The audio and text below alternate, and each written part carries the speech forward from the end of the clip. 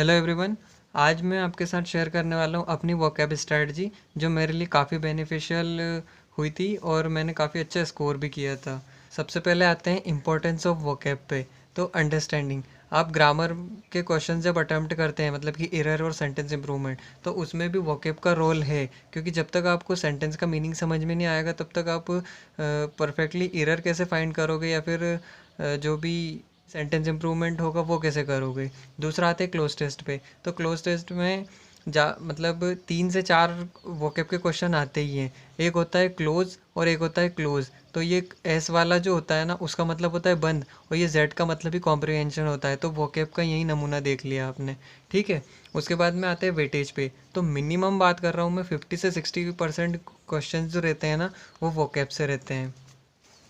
अब इसका एक वेटेज देख लेते हैं कि सिनोनिम एंटोनिम से 3 से 4 क्वेश्चन आते ही हैं, ईडीएम से फिक्स 2 क्वेश्चन आते हैं। ओडब्ल्यूएस से एमटीएस में बात करूँ तो 1 से 2 क्वेश्चन आते हैं। शुरू की शिफ्ट में नहीं आए थे, लेकिन बाद में मेरी शिफ्ट में तो आया था, और सारी शिफ्ट में आए हैं वैसे तो। और स्पेलिंग की बात करें तो 2 से 3, ब्लैंक्स 3 से 4, इसमें भी वोकैब का रोल ही होता है। और फ्रेजल वर्ब 1 से 2, ठीक है। मिनिमम अगर बात करें ना तो 9 से 10 क्वेश्चन वोकैब के आने ही हैं 25 में से। और मैक्सिमम तो बात करें 10 से 12 भी जा सकते हैं। और इसमें मैंने अभी क्लोज टेस्ट को इंक्लूड नहीं किया, नहीं तो 15 क्वेश्चन आराम से आपके वोकैब से कवर हो रहे हैं, ठीक है। अब आते हैं सिनोनिम पे, सिनोनिम एंटोनिम पे। पहले तो बात कर लेते हैं कि मैंने क्या यूज़ किया था। मैंने अपने खुद के नोट्स बनाए थे। मैंने कोई स्टैंडर्ड बुक यानी कि ब्लैक बुक या कोई भी अदर टीचर्स की मैंने वोकैब के लिए तो कोई बुक यूज़ नहीं की थी, ठीक है।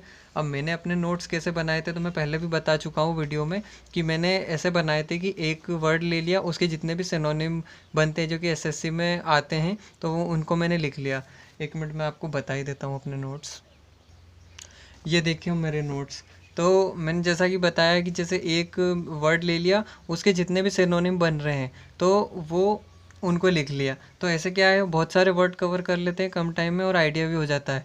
अब ऐसा नहीं है कि बस यही करना है, इनके एक अपने एक इंडिविजुअल मीनिंग होते हैं, लेकिन ये डायरेक्ट सिनोनिम एसएससी में पूछे नहीं जाते, उससे रिलेटेड। अब जैसे एक्सट्रीम का मीनिंग अगर आप गूगल करोगे ना तो उसका कुछ और मीनिंग आएगा और अटमोस्ट का कुछ और मीनिंग आएगा। तो एसएससी ऐसे डायरेक्ट सिनोनिम नहीं पूछती। उसके बाद में इनका इंडिविजुअल मीनिंग मतलब अलग अलग मीनिंग करना ज़रूरी है। तो हाँ, अगर आप इंडिविजुअल मीनिंग नहीं करोगे ना तो आपको क्लोज टेस्ट में बहुत प्रॉब्लम आएगी। लेकिन फ़िलहाल आपका जो गोल होना चाहिए ना, वो फिर सिर्फ सिनोनिम करना होना चाहिए। फिर धीरे धीरे जैसे जैसे आप है ना मॉक टेस्ट अटैम्प्ट करोगे ना, तो उससे आपको इनके इंडिविजुअल मीनिंग भी क्लियर हो जाएंगे, ठीक है। अब मैं आता हूँ स्टैंडर्ड बुक पे। तो स्टैंडर्ड बुक मतलब मैंने अपने नोट्स बनाए, इसका मतलब ये नहीं है कि स्टैंडर्ड बुक बेकार है। मैंने इसलिए नहीं की थी स्टैंडर्ड बुक क्योंकि पहले जो ब्लैक बुक आती थी ना, तो उसमें एक सिनोनिम का एक ही वर्ड दिया हुआ था। तो ऐसे बहुत सारे वर्ड थे, तो मेरे को है ना ऐसा लगता था कि ऐसा कब तक रटूंगा मैं, ऐसा तो होगा ही नहीं, इसलिए मैंने ये रास्ता अपनाया था, है ना। तो अब अगर ब्लैक बुक आपने ख़रीद ली है, लेटेस्ट वाली है पुरानी भी, तो उससे कीजिए। और जो मैंने अभी मेरे जो नोट्स हैं ना, इनको मैं अब रिवाइज़ नहीं करता। जब मेरे को शुरू शुरू में जब ज़रूरत थी ना तभी रिवाइज़ करता था। अब तो मैं सीधा पीवाईक्यू उठाता हूँ और मेरा रिवीजन भी हो जाता है, मेरा सब कुछ उससे कवर हो जाता है। अब मैं अपने नोट्स को छूता भी नहीं हूँ। तो जैसे आपने अभी ब्लैक बुक खरीद ली ना, तो अब की जो ब्लैक बुक आ रही है मैंने देखी है, उसमें एक वर्ड के 3 से 4 वर्ड दिए हैं, तो आप उसको भी यूज़ कर सकते हैं। अब आप नोट्स मत बनाइएगा और ना ही कोई मतलब फोमो में रहिएगा कि यार मैं मेरे नोट्स नहीं बनाऊंगा तो कुछ मिस कर दूंगा। नहीं होगा मिस। बाकी जिसने नहीं लिए वो अपने खुद के नोट्स बनाना चाहता है, तो मैंने जो यूज़ किया था, जो सोनी मैम है ना, उन्होंने मतलब सारे एग्ज़ाम के जो है ना वो प्रीवियस ईयर करवा रखे हैं सिर्फ वोकैब वोकैब के। तो वो है ना एक वर्ड के 3 से 4 5 जितने भी पॉसिबल होते हैं ना वो बता देती हैं, तो आप उनको लिख सकते हैं, ठीक है।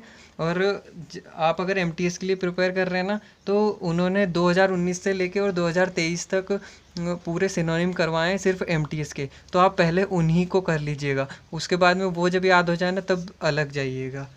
तो ठीक है, ये तो हो गई सिनोनिम एंटोनिम की बात। अब आते हैं इडियम्स पे। सेम इडियम्स का देखूं मैंने ब्लैक बुक नहीं ली, लेकिन कहीं से मिल जाता है ना पीडीएफ वगैरह, तो मैंने पीडीएफ में देखा था। तो ब्लैक बुक में है ना 1700 इडियम है। अब मैं उनको लगा रटने, तो अब ऐसा लग रहा था मेरे को कि यार इनके कुछ मीनिंग तो मेरे को आ रहे हैं और कुछ के नहीं आ रहे हैं, मतलब मोस्टली आ ही रहे थे। तो मेरे को ऐसा लगा कि यार मैं मतलब जो मेरे को आते हैं मैं उनको भी पढ़े जा रहा हूँ, और जो मेरे को नहीं आते उनको पढ़े जा रहा हूँ। मतलब जो मेरे को आते हैं उनको तो मतलब मेरे को नहीं पढ़ना चाहिए, और जो नहीं आते हैं उन पे ज़्यादा फोकस करना चाहिए। तो ऐसे करके सब मतलब पढ़े जा रहा हूँ, ऐसे टाइम वेस्ट भी हो रहा है। तो मैंने क्या किया था कि PYQ बुक उठाई, ठीक है। PYQ बुक उठाई, और उसमें से है ना, मैंने खुद से बिना कुछ प्रिपरेशन किए मैंने सिर्फ इडियम्स के जो है वो क्वेश्चन अटेम्प्ट करना शुरू किए। तो उनमें से जो जो क्वेश्चंस मेरे को मतलब आते जा रहे थे, जो जो मीनिंग आते जा रहे थे, उनको तो मैं अलग हटाता जा रहा था, और जो जो नहीं आ रहे थे ना, तो उनको मैं लिख रहा था, उनको लिख लेता था। और इडियम्स की एक मैं बात बताऊं कि इडियम्स जो है ना वो आसानी से आ जाते हैं, बस आपको है ना एक दो बार मतलब एक दो बार पढ़ने की ज़रूरत पड़ती है, उसके बाद में आ जाते हैं। क्योंकि इडियम्स का एक लिटरल मीनिंग होता है अपने, और हिंदी से भी आप कर मतलब हिंदी में भी उसका सेम मीनिंग होता है, तो आधे इडियम्स तो ऐसे ही कवर हो जाएंगे। थोड़ा मैं डेमो दे देता हूँ कि जैसे ये स्नोबॉल है। अरे यार, चलो मैं इनके ऑप्शन भी देता हूँ आपको। ऑप्शन नहीं देता तो आपको ठीक से समझ में नहीं आता। अब जैसे कि ये स्नोबॉल इफेक्ट एक इडियम है फॉर एग्जांपल। तो अब ज़रूरी नहीं कि हर कोई पहाड़ी में हो या उसने स्नोबॉल देखी हो रियल में। तो मेरे को भी नहीं पता था, लेकिन है ना इसका जो स्नोबॉल इफेक्ट इस इडियम को जो है मैंने गूगल करके देखा, ठीक है। तो गूगल करके देखा ना, तो स्नोबॉल इफेक्ट ये जो इडियम का ओरिजिन है, ये ऐसे है कि स्नोबॉल जो है ना वो जब पहाड़ से ऊपर से नीचे आती है ना, तो वो बहुत छोटी रहती है, और फिर जैसे जैसे ऊपर मतलब नीचे आती जाती है ना, तो वो बड़ी होती जाती है। तो इसका भी यही मीनिंग है कि कोई भी चीज़ है जो मतलब शुरू में छोटी है लेकिन धीरे धीरे बढ़ती जा रही है, जैसे कि कोई प्रॉब्लम बढ़ती जा रही है, तो ऐसे ही इसका मतलब मीनिंग हमने को ढूंढना है। तो जैसे कोल्ड एंड कंफर्टेबल, तो इसमें कोई सेंस नहीं आ रहा है कि कोई चीज़ बड़ी होती जा रही है। स्लो मूवमेंट का तो कोई इसे कहाँ तक है ही नहीं। ट्रिक समवन कम्प्लीटली ऐसा भी नहीं है। अब यहाँ पे देखो एक्सिलरेटिंग मतलब बढ़ रहा है, ग्रोथ मतलब बढ़ रहा है, तो ये इसका ये मीनिंग हो सकता है। तो ऐसे आप एक दो बार जब रिवाइज करो मतलब कवर करोगे ना PYQ से, तो आपके 50 to 60% इडियम्स तो ऐसे ही कवर हो जाएंगे। अब आप खुद से इसको अटेम्प्ट कीजिए अंडर द नोज़ को। ठीक है, आपने खुद से अटेम्प्ट कर लिया होगा। अब अंडर द नोज़ का मतलब लिटरली मीनिंग ये नहीं होता कि किसी की नाक के नीचे, मतलब ऐसा कुछ नहीं होता। तो इसका मतलब जैसे अपन हिंदी में बोलते हैं ना कि नाक के नीचे, शर्मा जी का जो लड़का है वो नाक के नीचे से लड़की भगा के ले गया। तो इसमें ऐसा मीनिंग है कि किसी की प्रेजेंस में, किसी के सामने उसने खुल्लम खुल्ला ये काम किया। तो आफ्टर मच परसुएशन ये तो मीनिंग होगा नहीं, शेयरिंग इक्वली होगा नहीं। अब in the full view of somebody, ये इसका मीनिंग आ रहा है ना, तो अपन इसको टिक कर सकते हैं। और एक सीक्रेटली, और इनमें आप MCQs वाली जो एग्ज़ाम है ना, इनमें आपने नोटिस करोगे आप जैसे जैसे आगे बढ़ोगे कि जो ऑपोजिट ऑप्शंस जो होते हैं ना, उनमें से एक ही ज़्यादातर आंसर होता है। अब ये देखो secretly in the full view of somebody, दोनों एक दूसरे का अपोजिट है, तो इनमें से ये आंसर आ रहा है। मतलब ऐसा हमेशा ज़रूरी नहीं है, लेकिन फिर भी गेस करना हो तो आप ऐसा कर सकते हैं, तुक्का मारना हो तो। अब आप इसको अटेम्प्ट करके देखिएगा, मेमोरी लाइक सीव।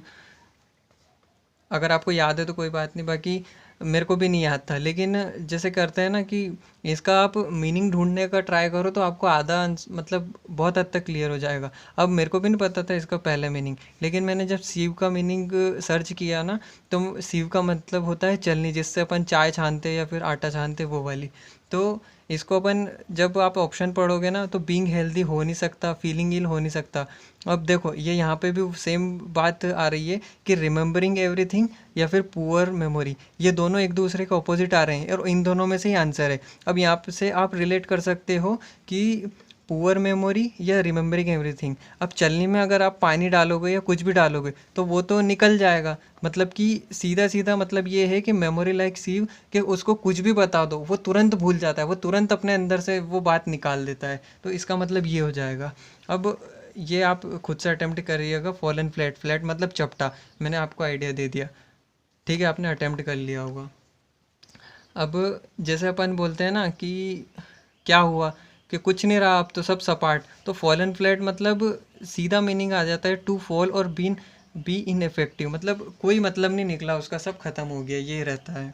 अब ये थोड़े और एग्जांपल है कि हार्ड नट टू क्रैक, का मतलब होता है किसी डिफ़िकल्ट पर्सन से डील करना, या फिंगर इन एवरी पाई मतलब एक फिंगर एवरी हर एक पाई में, तो मतलब ये सिंपल मीनिंग आ रहा है इसका कि हर चीज़ में इन्वॉल्व है। आप ऑप्शन पर पढ़ोगे ना जब आपको खुद पता चल जाएगा। ये इसका हिंदी मीनिंग भी आपने देखा होगा, ब्लो योर ओवन ट्रम्पेट का मतलब जैसे कि अपना राग अलापना। तो ये हो गया इडियम कवर। तो आपने या तो पहले पढ़ा हो या नहीं पढ़ा हो, तो आप मतलब अगर जैसे आपने पहले पढ़ा है तो आप ऐसा कर सकते हैं कि आप डेली पीवाईक्यू मतलब डेली 50 क्वेश्चन को, अगर आपका ज़्यादा पोटेंशियल है तो आप ज़्यादा क्वेश्चन भी अप्रोच कर सकते हैं। आप डेली कम से कम 50 क्वेश्चन को अप्रोच कीजिए। जो आ गए आपको वो तो अलग हटा दीजिए, मतलब उनका कुछ नहीं, वो आपको प्रॉब्लम नहीं देंगे। जो नहीं आए उनको अलग से लिख लीजिए और उनका डेली रिवीजन कीजिए। फिर दूसरे दिन 50 ईडीएम्स आपने अप्रोच किए, जो आ गए वो हटा दिए, जो नहीं आए उनको लिख लिए, फिर उनको मतलब उनका रिवीजन कीजिए। उसके बाद में जो नए हैं बिल्कुल, जिसको किसी भी मतलब बिल्कुल नहीं आता, तो आप एक काम कीजिए कि आप डेली है ना, आप भी डेली 50 से 70 ईडीएम्स को डेली अप्रोच कीजिए। जो आ गए वो ठीक है, अभी आपको कुछ भी मार्क नहीं करना है, आपको फिर एक बार और उसको रिवाइज करना है। फिर जो भी आपको आ जाए वो तो ठीक है, और जो ना आए ना उनको फिर आप लिख लीजिए। तो ऐसे करके 1700 ईडीएम करना ज़रूरी है, या फिर जो पीवाईक्यू की बुक में 700 से 750 ईडीएम्स है वो करना ज़रूरी है। और आपके रिसेंट के जो मतलब बोलते हैं ना 5 साल के पीवाईक्यू करने, तो उससे आपके 5 साल के जो लेटेस्ट हैं वो कवर हो जाएंगे। तो कम टाइम में इससे अच्छा मेथड आपको कहीं भी नहीं मिलेगा। तो आपके सारे इडियम्स की भी कवर हो जाएंगे, 5 ईयर के क्वेश्चंस भी कवर हो जाएंगे। अब सुनो इम्पोर्टेंट बात, जिनको वीडियो अच्छी लगी उनके लिए तो मैंने पार्ट 2 अपलोड कर दिया है, जिसमें मैंने one word substitution most repeated करना है या नहीं, एंटोनिम करें या नहीं, और ट्रिक से करना है या नहीं, ये सब बातें मैंने उसमें कवर की है। और जिनको अच्छी नहीं लगी, क्या आपको कम ज़्यादा लगा, वो प्लीज़ कमेंट करके बताएं। और बाकी आपने पिछले वीडियोस में भी देखा होगा कि देखो यार, मेरे को कोई फालतू वीडियो बड़ी करने का कोई शौक़ नहीं है। जो भी चीज़ें बताता हूँ वो जेन्युइन बताता हूँ, प्रैक्टिकल बताता हूँ, कुछ भी ऐसा इम्प्रैक्टिकल नहीं बताता मैं कि 10 दिन में सारे सिनोनिम हो जाएंगे। ऐसा कुछ मैं फालतू गुमराह करने का काम नहीं करता। बाकी आप पार्ट 2 जाके देखिए आगे। और चैनल में और भी वीडियोस है जो आपके लिए यूज़फुल है, जैसे कि इंग्लिश की स्ट्रैटेजी, जीएस की स्ट्रैटेजी, मेरे जो पॉइंट टू पॉइंट नोट्स बनाए हैं वो भी मैंने वीडियो में कवर किए हैं, तो आप वो जाके देख सकते हैं। Thank you.